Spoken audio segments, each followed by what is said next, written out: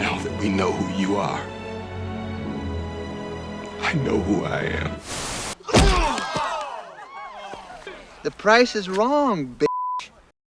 While working on a video that attempted to carefully cover some sensitive racial topics, I discovered some new meaning in an old scene from Unbreakable, and I felt it deserved a short segment of its own, so here it is.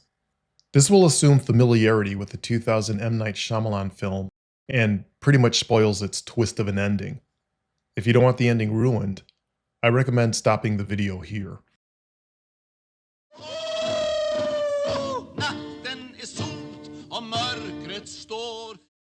Way too many people have a stubborn tendency of considering things at the extremes of black and white, i.e. binary thinking. Getting past this has been a recurring theme of this channel, and this scene illustrates the problem. Samuel L. Jackson plays Elijah Price, someone smart enough and bold enough to act on his self-imposed beliefs. Elijah's worldview births his villainy. Beliefs are powerful, and the things of the world and ourselves, improperly understood, set the stage for very bad things to happen. Like many villains, Elijah's evil is a byproduct of his childhood trauma, but more importantly of a simplistic view that his limitations and fragility necessarily make him the bad guy. According to Elijah's thinking, anything that's not fragile is good, even heroic. But Elijah's psychosis goes one step further. He believes that heroes and villains must fulfill grand, simplified roles dictated by their constitution instead of independent action. He believes in the exaggerated comic book reality that he's curated. And this is the danger of binary thinking. It limits everything, most noticeably ourselves and others. Notice Elijah sitting on the classic, now cliched, checkerboard Masonic floor. Sometimes the floor is just a floor, but in film it's often intentional symbolism. Here it's most certainly symbolic. And everything in the script, particularly this scene, supports what we're seeing. In terms of story character, it's perfect that Elijah is a comic book enthusiast. But what might this suggest narratively about his mental health? It's meant to imply that he's stuck in an adolescent mindset and worldview. An exaggerated one where villains are black, heroes are white, and everyone has little choice but to fulfill their role in their story. The lack of agency that this view requires for this world to exist is a major point. While there are certainly comic book stories that get into more subtle motivations behind good and evil, through Elijah, this film presents villains and heroes as inevitable and exclusive endpoints along a short track of human possibility.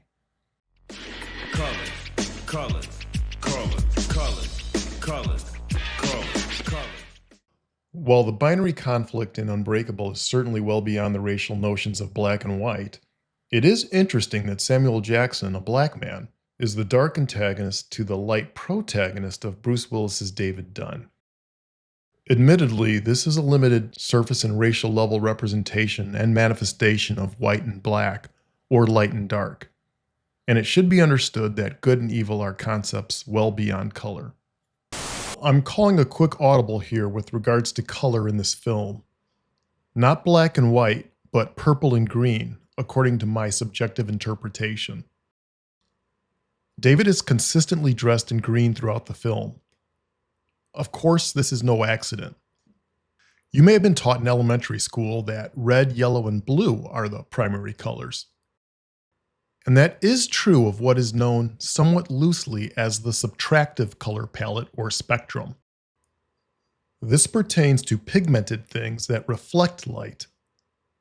Among the things that emanate light, meaning light itself, the primary colors are red, green, and blue, in that order and for good reason. This is the additive color spectrum.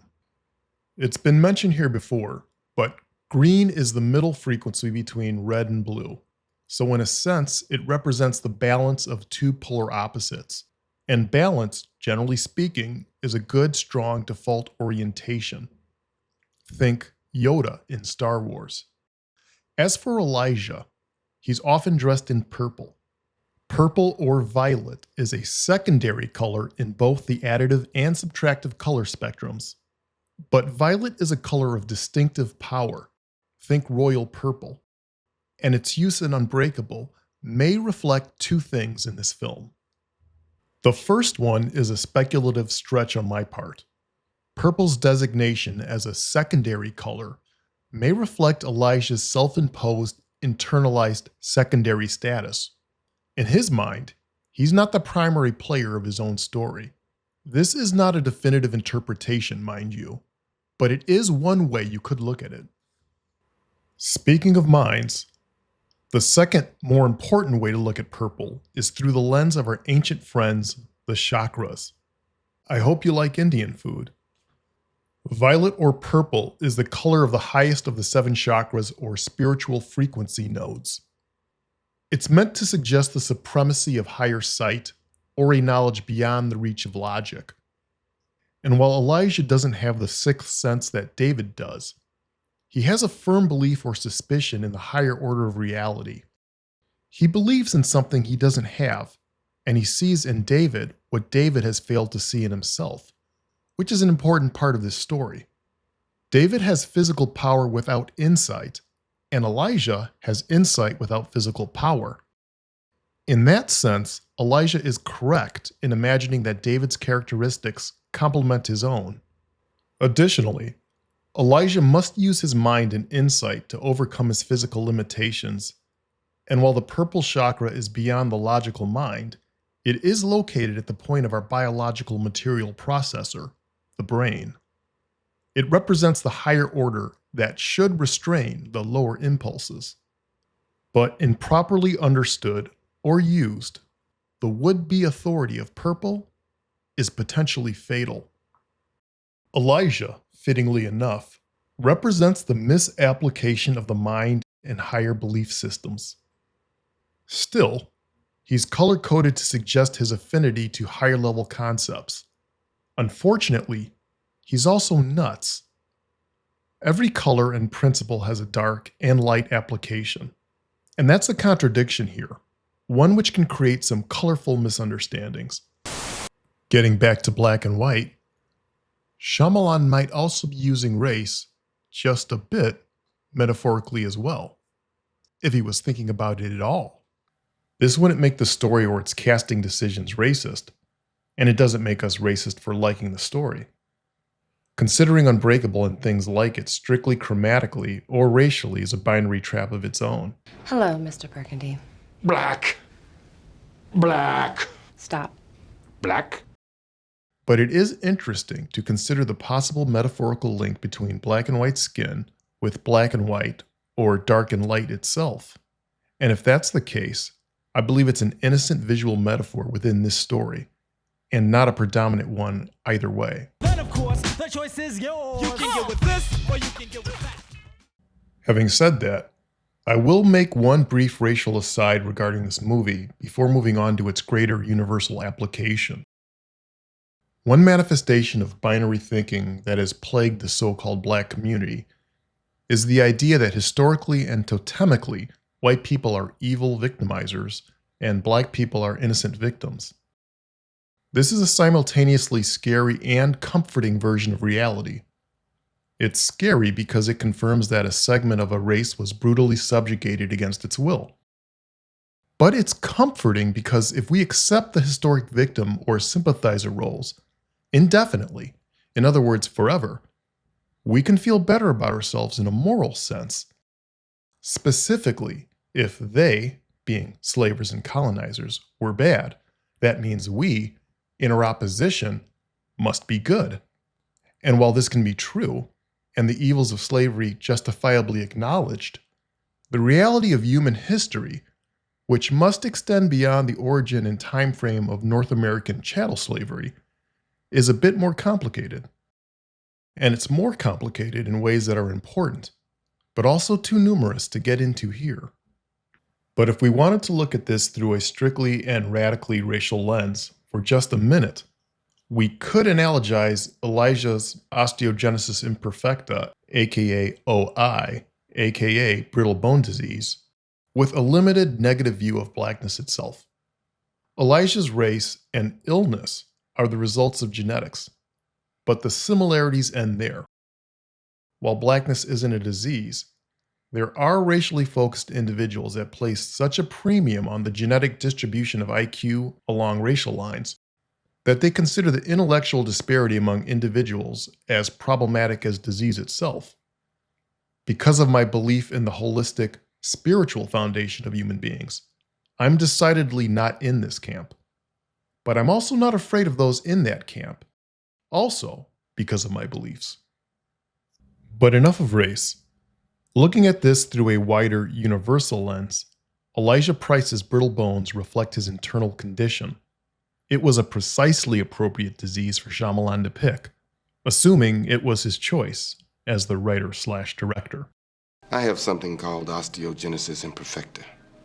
It's a genetic disorder. I don't make a particular protein very well, and it makes my bones very low in density, very easy to break.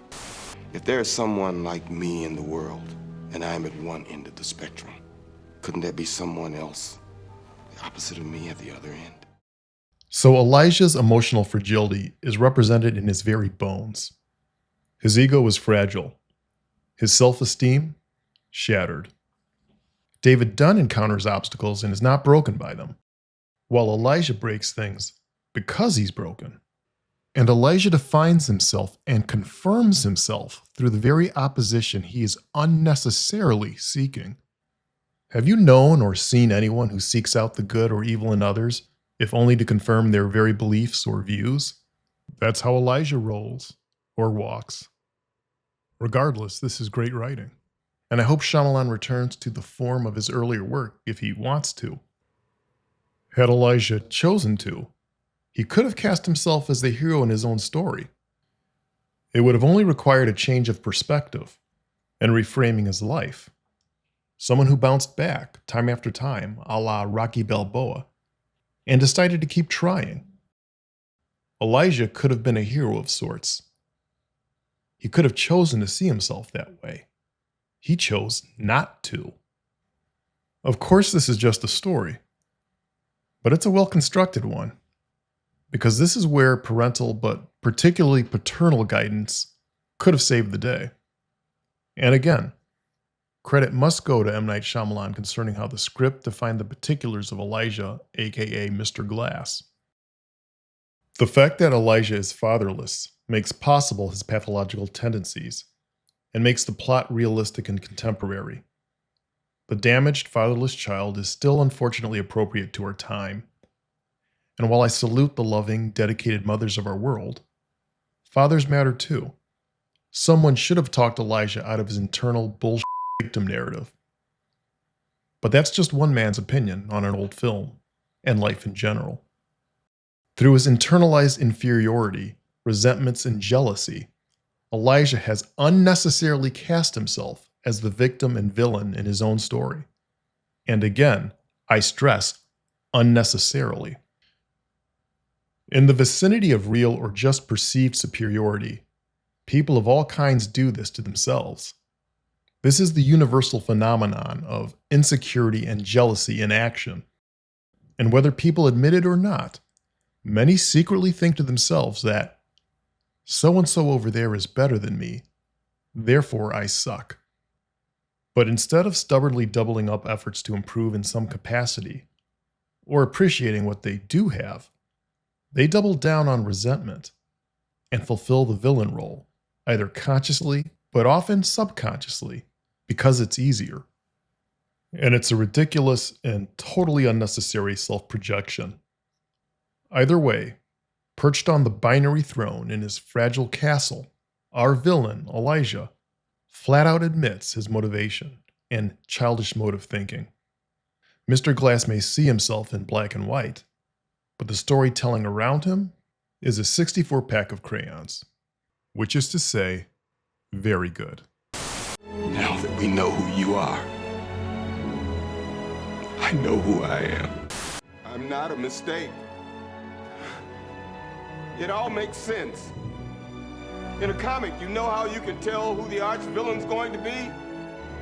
He's the exact opposite of the hero. I should have known way back when. You know why, David? Because of the kids. They called me Mr. Glass.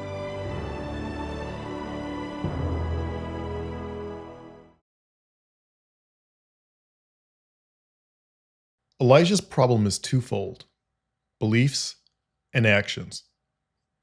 Under the umbrella of belief, we have his short-sightedness giving way to his ingratitude.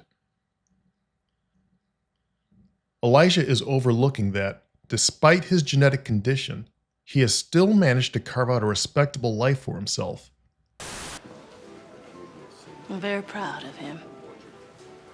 He's come through a lot in his life, but he made it. No, he's never going to be a linebacker or physical hero of any kind. But he was not left without gifts. He has wits. And he has an intellectual passion and strong mind. And he lives in a world and at a time where he can leverage both to some material success. He's done all that he can with the cards he was dealt, which is all that can be asked of anyone. Still, none of this is enough for Elijah. Why you bother? Nothing's ever good enough for you. Elijah's ingratitude and lack of perspective shape his self-image and the problematic belief of his fated villainy, which leads to the second part of Elijah's and our twofold problem in the world, which is action. Elijah's beliefs catapult the choices he makes behind the scenes in this story, devastating ones which serve up quite nicely the motivational plot for David Dunn and this film. Unbreakable remains fairly well liked, but I still think it deserves a little more consideration than it received. It had the unfortunate duty of following up The Sixth Sense, and history has shown that high expectations combined with tough timing can allow some real gems to go a bit underappreciated. Also, some have pointed out that Shyamalan, while not the first, was a bit ahead of the curve in the year 2000 in how he dramatized and reimagined the superhero genre. Despite David Dunn's character arc, Unbreakable is equally about Elijah Price's unfortunate choices and the tragedy of failing to appreciate the opportunity that life is, even with its suck and setbacks. Elijah Price was broken, but not by some genetic deficiency, but by jealousy, self-image, and the choices he made because of it. Everyone has or will experience points where doing bad or compromising ethics feels good. And if you do give in, get up and try again. Because you don't have to play, and you definitely don't have to stay the bad guy if you don't want to. This is your life, and the choices you make in it remain yours. I get knocked down, but I get up again. You're never gonna keep me down. Thanks for listening.